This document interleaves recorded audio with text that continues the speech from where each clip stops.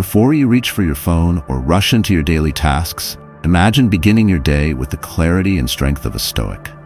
Picture waking up not overwhelmed by stress or distracted by noise, but grounded in purpose, calm, and control. While the world spins with urgency, you remain still, anchored in timeless wisdom that has guided some of history's greatest minds. What if the first few moments of your day could set the tone for everything that follows? What if, instead of reacting to life, you started leading it from the very first breath of the morning? The way you begin your morning shapes the entire rhythm of your day, and the Stoics understood this better than most.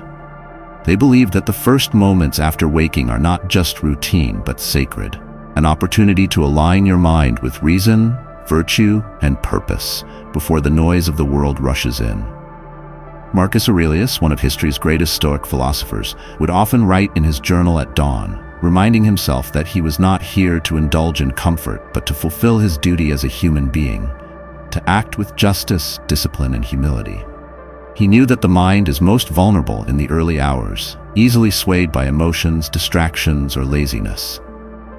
That's why the Stoic practice of morning reflection is not a luxury, it's a necessity.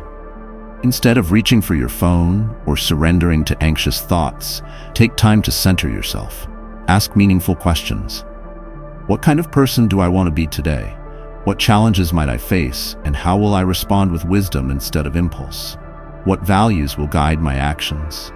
These few minutes of intention can create a mental shield against the chaos of the day, reminding you that while you cannot control everything that happens, you can always control how you choose to show up. This is the Stoic way, not to escape life, but to engage with it fully, with clarity, calm, and courage from the very start. Once you've grounded your mind in intention, the next step is to prepare yourself for the inevitable challenges that will arise, not with anxiety, but with calm anticipation. The Stoics called this practice premeditatio malorum, the premeditation of evils.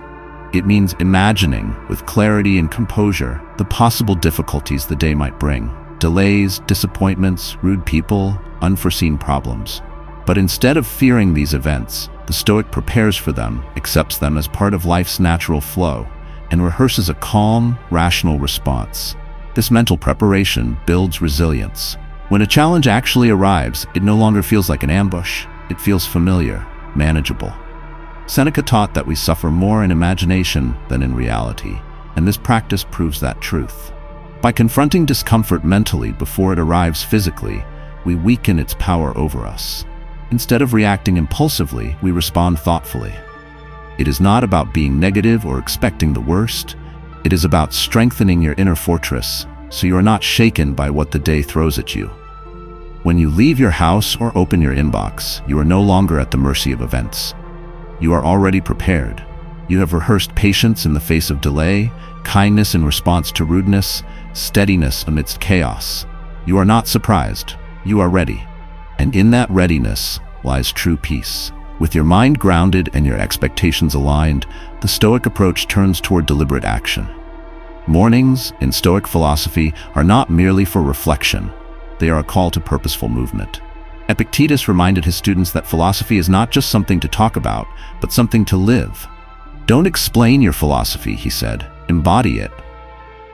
This is the essence of Stoic living, turning thought into behavior, values into habits. After your morning reflection and preparation, the question becomes, how will you carry yourself into the world?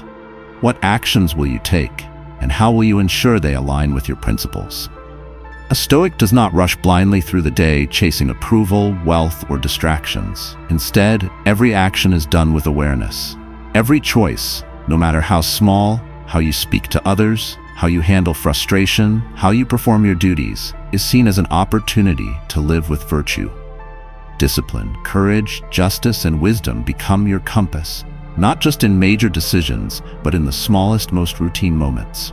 You don't brush off a careless word or a broken promise by saying, "It doesn't matter." No, everything matters to the Stoic because everything is an expression of your character. So before you begin your work, ask yourself, am I acting with integrity today? Am I focused on what I can control, or am I being pulled by distractions and fears? Am I being useful, present, and honest in my tasks? When you move through your day with this kind of purpose, life itself becomes a form of meditation. You are no longer simply existing, you are practicing. You are strengthening your mind, polishing your character, and honoring each moment as a chance to live wisely and well. As the day progresses, distractions and temptations will inevitably test your focus and pull you away from the path you set in the morning. This is where the true strength of Stoic discipline is needed. Not in quiet solitude, but in the noisy, unpredictable flow of life. The Stoics understood that while it's easy to feel virtuous in isolation, true character is revealed in interaction. With people, with problems, with pressure. You might face criticism, or encounter laziness creeping in, or feel the pull of anger when things don't go your way. In these moments, the Stoic does not surrender to emotion or impulse. Instead, he pauses, reflects, and returns to reason. This inner pause is a powerful tool. It creates space between stimulus and response, allowing you to act with intention rather than reaction.